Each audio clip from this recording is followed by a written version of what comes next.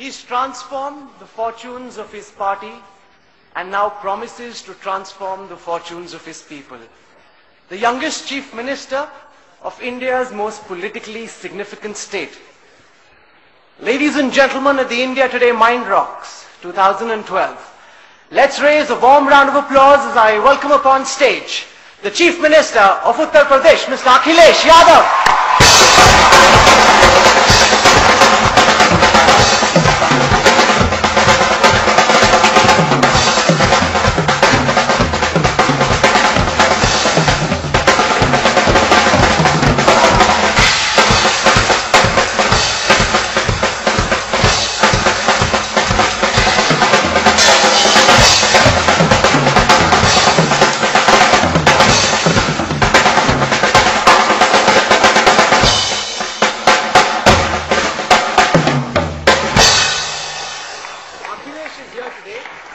To speak about his journey from Betaji to Netaji. Before he speaks, once again, ladies and gentlemen, Akhilesh Yadav.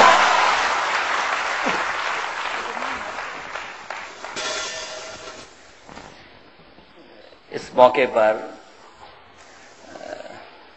मैं शुक्रिया अदा करूंगा अरुणपुरी साहब का और इंडिया टुडे से जुड़े सभी लोगों का, क्योंकि जो टॉपिक मुझे दिया है और जिस तरीके से मुझे बुला करके कहा कि बेटा जी से नेताजी, और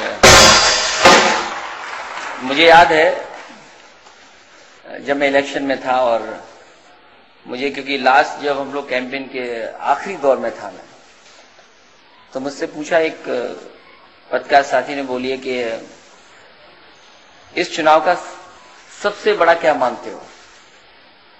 तो मैंने कहा कि चुनाव का यही मानता हूं कि मुझे मीडिया ने खोज निकाला, और मुझे याद है कि इंडिया टुडे ने लिखा है मीडिया डिस्कवर्ड अखिलेश। और क्योंकि मैं पिछले कई वर्षों से लगातार काम करता, लेकिन अखबारों तस्वीरों में नहीं दिखाई दिया। जब मैं आपका भाषण सुन रहा था तो मुझे लग रहा था कि आप बुजुर्ग लोगों को बहुत नापसंद कर रहे हो, और क्योंकि मैं बगल में बैठा था, मैं कह सकता हूं कि आज अगर मैं यहाँ खड़ा हूं तो कहीं न कहीं बुजुर्ग लोगों का आशीर्वाद की वजह से खड़ा हूं। हम लोग इनोवेटिव हो सकते हैं, हम लोग नए आइडिया ला सकते हैं, लेकिन हम अनुभव को पीछे नहीं छोड़ सकते। और अगर आज हम हैं अगर यहाँ पर, तो कहीं न कहीं अनुभव के साथ हैं। और मैं समझता हूं अगर इनोवेशन और अनुभव दोनों साथ मिल जाए तो कहीं न कहीं रास्ता निकाला जा सकता है। और मुझे याद है जब मैं अक्सर नौजवानों के बीच में जाता था, स्कूल यूनिवर्सिटी में जाता था, तो एक बात जरूर मैं कहता था कि जो अपने जीवन में जो बनना चाहे, जो करना चाहे, वो जरूर करे। अगर कोई मेहनत करके इंजीनियर बन सकता है तो जरूर इंजीनियर बने, डॉक्टर बन सकता है तो जरूर डॉक्टर बने, और किसी क्षेत्र में अगर किसी और प्रोफेशन में जाना चाहते हैं तो जरूर प्रोफेशन में जाएं, मेहनत करें।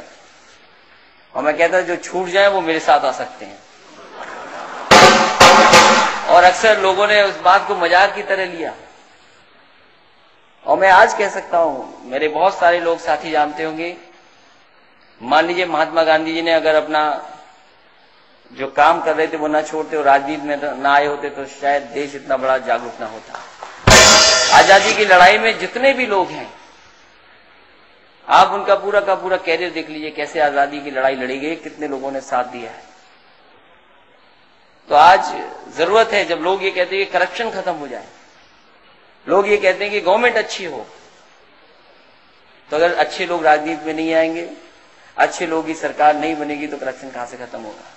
इसलिए मैं चाहता हूं कि आप लोग भी राजनीति में आए, और मेरी कोशिश रही, मेरी समाजवादी पार्टी की कोशिश रही कि नए नौजवानों को हम लोग जोड़ें। और मैं दावे के साथ कह सकता हूं, अगर पॉपुलेशन के मामले में हम लोग सबसे ज्यादा हैं, तो आज सबसे ज्यादा नौजवान एमएलए भी अगर कहीं है तो उत्तर प्रदेश की विधानसभा में है, और बड़ी संख्या में है, और हर क्षेत्र से हैं। मैं जानता हूं यूपी से पढ़ने वाले हैं, कुछ लोगों को मैंने, वो बहुत बड़ी डिग्री हासिल करके प्रोफेसर थे, उनको भी मैंने खराब कर दिया। आईएम के किसी, मैं दावे के साथ कह सकता हूं कि IIM अहमदाबाद से पास कर करके प्रोफेसर किसी पार्टी में MLA नहीं बना होगा, लेकिन समाजवादी पार्टी में MLA बना होगा। तो ऐसा नहीं है कि हम लोग केवल एक हिस्से को देख रहे हैं। और जहां तक सवाल नौजवानों का है, जिम्मेदारी मुझे मिली है, बड़ी जिम्मेदारी और बहुत बड़ी जिम्मेदारी है, क्योंकि यूपी को उतना अच्छा नहीं माना जाता जितना है आखिरकार उत्तर प्रदेश। और ये हमारा सौभाग्य भी है कि तीनों भगवान हमारे प्रदेश में हैं, हमारी धरती पर ही है। गंगा जैसी पवित्र नदी भी किसी प्रदेश में नहीं जो हमारे प्रदेश में है। इतनी फर्टाइल लैंड, इतना एग्रीकल्चर से भरा हुआ प्रदेश किसी के पास नहीं है। और जो बात आपने रखी कि एक सरकार थी जिसको हम लोगों ने हटाया, बहुत कम उदाहरण दुनिया में मिले होंगे जहां पर किसी ने अपनी जिंदा में मूर्ति लगाई हो। हमारा प्रदेश वो था। और सच ये है, और सच्चाई ये है कि अगर आप जैसे लोगों का साथ ना मिलता तो मैं शायद ना हटा पाता, क्योंकि जनता ने कहीं ना कहीं सहयोग किया है और इतना मेजॉरिटी कभी नहीं मिल सकती थी।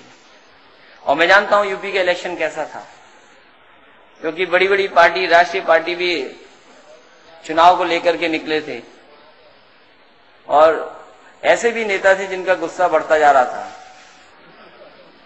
उस बात में ज्यादा नहीं कहूंगा, अभी साथी हमारे। लेकिन यूपी की जनता का धन्यवाद दूंगा मैं कि उन्होंने मौका दिया हम लोगों को। और पार्टी के जितने भी हमारे सीनियर लीडर्स हैं उनका धन्यवाद कि जिनकी वजह से मैं आज यहाँ हूं, क्योंकि जल्दी नौजवानों को मौका नहीं मिलता, लेकिन पार्टी ने दिया है। इसका पूरा का पूरा मैं योगदान कह सकता हूं, धन्यवाद दे सकता हूं तो पार्टी को दे सकता हूं। इसलिए आज नौजवानों के कार्यक्रम में आया हूं, बहुत बड़ी जिम्मेदारी है। और मैं समझता हूं देश का कोई, चाहे हमारे देश की सीमाओं की सुरक्षा की बात हो, तो सबसे कम उम्र के लोग भेजे जाते हैं वहां पर। आज हमें मौका मिला कि 18 साल की उम्र के बाद हम लोग वोट डाल सकते हैं, देश का भाग्य तय कर सकते हैं, समाज का भाग्य तय कर सकते हैं। तो तमाम बुराइयों के बाद भी, तमाम चीजों के बाद भी हमारा देश, हमारा मुल्क आगे है। बहुत सारी चीजों में हम लोग निकल रहे रफ्तार में है। लेकिन कोई ये कह दे कि बराबर पे खड़े हो जाए तो मुश्किल है। सड़क कैसे बने, इंफ्रास्ट्रक्चर पे कैसे काम हो, बिजली का इंतजाम कैसे हो। एक हिस्से को तो अच्छी पढ़ाई मिल रही है, एक हिस्सा ऐसा भी है जो पढ़ाई के से दूर है। हमारी पार्टी ने कहा कि हम लोग रोजगार का इंतजाम करेंगे, रोजगार नहीं दे पाएंगे तो नौजवानों को कुछ ना कुछ मदद करेंगे हम लोग, और वो योजना हम लोग बना करके ला रहे हैं। लड़कियों की पढ़ने के लिए सबसे ज्यादा हम लोगों ने मौके दिए और प्रदेश सरकार काम कर रही है।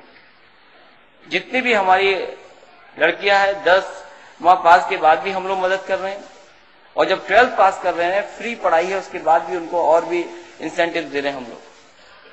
और मैं समझता हूं दुनिया में कहीं भी इतना बड़ा टेंडर कंप्यूटर लैपटॉप का नहीं निकला होगा जितना उत्तर प्रदेश में निकल गया है।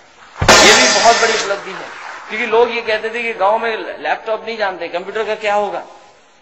और मैंने टेक्नोलॉजी के साथ हम लोग ग्रो किए। मैं समझता हूँ बहुत सारे यहाँ लोग होंगे जिनके जमाने में केवल एक चैनल आता था, टीवी का चैनल एक था। मनोज गौड़ बैठे हैं सामने, इनके समय पर एक ही आता हुआ चैनल। सबसे पसंदीदा मैं समझता हूँ बहुत सारे नौजवान यहाँ हैं जो हम लोग की उम्र के हैं, उनको शौक चित्रहार का था, और आज पूरा चैनल चित्रहार का है, कई चैनल चित्रहार के हैं। तो ये बदलाव कहाँ दिखाई दे रहा है। तो एक लोग ये कहते थे कि नहीं, गांव में नहीं पढ़ सकते कंप्यूटर, लैपटॉप नहीं मिल सकता। लेकिन जब से मैंने देखा था कि मोबाइल, और हमारे लोगों ने बताया, साथियों ने बताया कि जब नौजवान जो गांव के हैं उनके हाथ में भी मोबाइल आया है तो वो समझ गए उसको चलाना।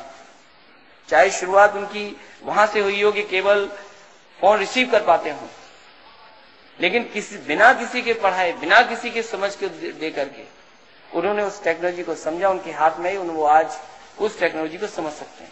इसीलिए हम लोगों ने कहा कि जब दुनिया में किसी भी भाषा में आप टेक्नोलॉजी का इस्तेमाल कर सकते हो, तो 18 लाख हम लोग लैपटॉप देने जा रहे हैं और 24 लाख से ज्यादा कंप्यूटर टैबलेट देने जा रहे हैं। उत्तर प्रदेश पहला प्रदेश होगा जहां 10th पास करने वाले बच्चों के पास टैबलेट होगा, और 12th पास करने वाले जो गरीब बच्चे उनके को लैपटॉप देने का काम सरकार करेगी। बड़ी उपलब्धि है। इसलिए मैं समझता हूँ हम लोगों को शुरुआत हुई है और सरकार में मौका मिलेगा। मैं जानता हूँ राहुल इंतजार कर रहे हैं कि कुछ सवाल किए जाएंगे, इसलिए मैं मौका राहुल को देता हूँ। बहुत बहुत धन्यवाद एक बार फिर इंडिया टुडे का, अरुण जी का, उनके सहयोगी साथियों का बहुत बहुत धन्यवाद।